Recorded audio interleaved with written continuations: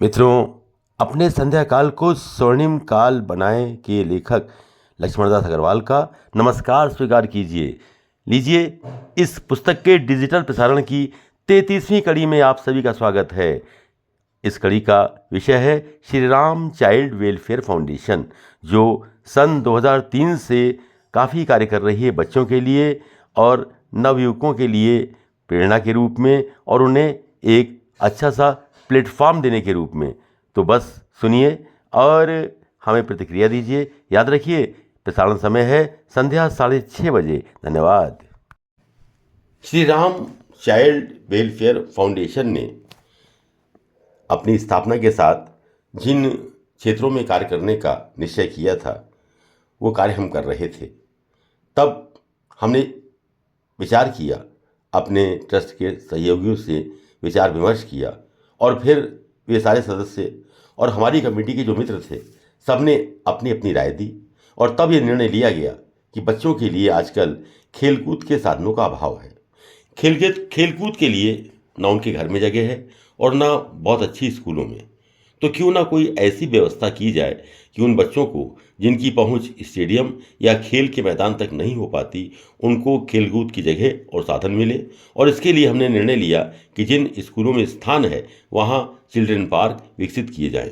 निर्णय पर सर्वसम्मति से सहमति बनी और फिर पहला चिल्ड्रन पार्क शास्त्रीपुरम के दहतोरा गांव में एक स्कूल संतोष रानी सोमनाथ सरस्वती शिशु मंदिर में बनवाया गया। स्कूल के प्रधानाचार्य जी ने सहयोग किया। उसमें फिसल पट्टी, झूले, मेरी गो राउंड जैसे छोटे बच्चों के खेलने के मनोरंजन के जो साधन हैं उनको बनवाकर लगवाने का विचार किया गया। समस्या ये उठी कि ना तो ये वस्तुएं आगरा में आसानी से उपलब्ध थीं और ना ही उस समय तक आगरा में ये चीज़ें कोई बनाता था। लेकिन एक कहावत है ना कि जब कोई समस्या आती है तब अगर धैर्यपूर्वक विचार किया जाए और कुछ खोजबीन की जाए तो उसके समाधान के साधन भी निकल ही आते हैं।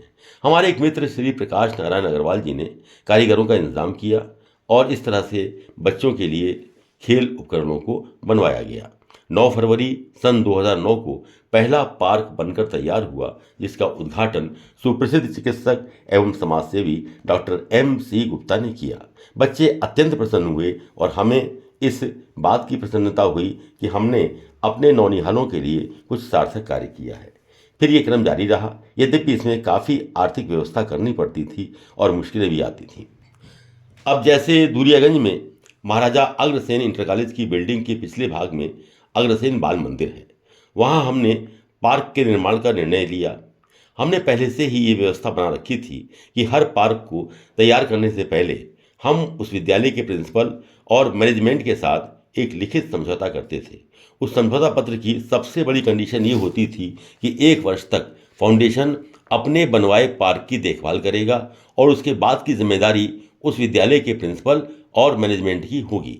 ये व्यवस्था बहुत अच्छे ढंग से चल रही थी, लेकिन अग्रसेन बाल मंदिर की जो मैनेजमेंट कमेटी थी उसके प्रेसिडेंट से हमारी बात नहीं हो पाई और हमने प्रधानाचार्य से ही समझौता पत्र पर हस्ताक्षर करा लिए थे। प्रेसिडेंट महोदय को शायद ये बात अपनी गरिमा के खिलाफ लगी। वे एक बड़े एडवोकेट थे और बड़े ही अड़ियल किस्म के व्यक्ति थे। उनके अहम की पूर्ति होनी चाहिए, फिर चाहे किसी का फायदा हो या नुकसान, उन्हें इससे मतलब नहीं था। जब उन तक बात पहुंची तो उन्होंने न केवल सीधे सीधे मना कर दिया, बल्कि बड़े कठोर शब्दों में कहा कि अपना ये तामतमूरा उठाकर ले जाओ, यहाँ कोई पार्क वार्क नहीं बनेगा। लेकिन हमारा उद्देश्य तो पावन था। हमने अपने संरक्षकों के प्रभाव का सहारा लिया और बिना अंडरटेकिंग के ही वो पार्क बना। लेकिन उससे ये शिक्षा जरूर मिली कि किसी भी संस्था, चाहे वो स्कूल हो या अन्य कोई सामाजिक संस्था, अगर वहाँ आपको कोई काम करना है तो जो समझौता हो और उसका कोई पात्र बने तो उस पर उस संस्था के शीर्ष व्यक्ति से ही हस्ताक्षर कराने चाहिए। इसी क्रम में 5 पार्क और बनवाए गए, जिनमें से एक एतमौदुल्ला और एक कच्छपुरा में था। ड्राइंग और पेंटिंग की प्रतियोगिताएं भी हमने कई वर्ष चलाई। ये वार्षिक प्रतियोगिता होती थी और इसमें बड़े अच्छे अच्छे चित्र बनकर आते थे, उनकी फिर प्रदर्शनी लगवाते थे। इस तरह से जो नई प्रतिभाएं थीं इस क्षेत्र की, उन्हें प्लेटफॉर्म मिलता था और प्रेरणा मिलती थी कि वे आगे कुछ करें। क्रिएटिव टैलेंट को बढ़ावा देने के लिए हमने लोक नृत्य और लोकगीत की प्रतियोगिताएं भी स्कूल के विद्यार्थियों के मध्य करवाई और वे भी बेहद सफल रहीं। हमने पहले ही निर्णय ले लिया था कि हम पुरस्कार स्वरूप एक अच्छी राशि देंगे और वो भी चेक के द्वारा, ताकि उस विद्यार्थी की आर्थिक मदद हो सके। निश्चय ही ये एक व्यवहारिक निर्णय था और विद्यार्थियों के हित में था। इसे बड़ी सराहना मिली। सन 2019 में कोरोना रोग आया। ये एक ऐसी विपत्ति थी जिसने सारे देश की गतिविधियों को प्रभावित किया।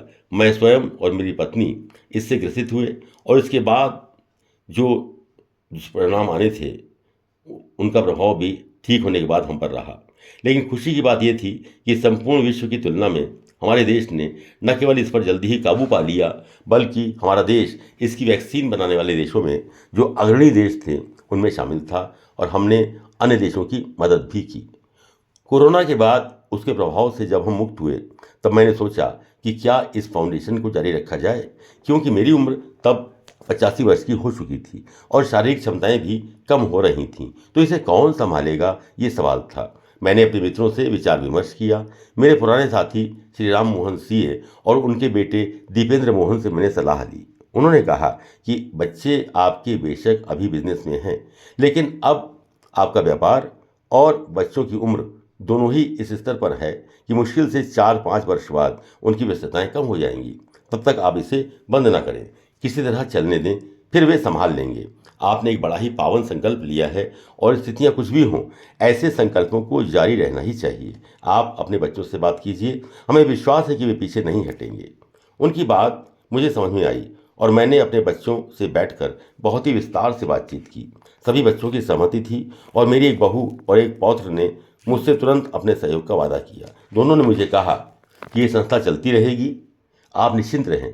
आपने जो विचार किया है, हम आपकी सलाह लेकर उन कार्यों को आगे बढ़ाएंगे। मुझे बड़ी तसल्ली हुई और मुझे विश्वास है कि ये संस्था पुनः पूर्व की तरह चलती रहेगी और 5 वर्ष के बाद मेरे दोनों पुत्र भी जब अपनी व्यापारिक जिम्मेदारियों से थोड़ा बहुत अवकाश प्राप्त कर लेंगे तो वे इसे अच्छी तरह से चला लेंगे।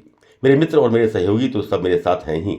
जिस तरह उन्होंने अब तक साथ दिया है, मुझे विश्वास है कि वे आगे भी साथ देंगे। मेरा विश्वास है कि भविष्य में भी ये संस्था हमारे नगर की एक पहचान बनेगी। के लिए एक स्पेशल ऑफर। इस किताब की मार्केट प्राइस 500 रुपये है, जिस पे आपको मिल रहा है 40% डिस्काउंट, यानी कि मात्र 300 रुपये में with free delivery at your door step. Book लेने के लिए इस QR कोड पर या स्क्रीन पे दिखाई गई UPI ID पर 300 रुपये का पेमेंट करें और उसका स्क्रीनशॉट अपने एड्रेस के साथ हमें WhatsApp नंबर पर भेज दें and you will receive your book with in 4 to 5 working days. Thank you for your support. Please like, share and subscribe this channel.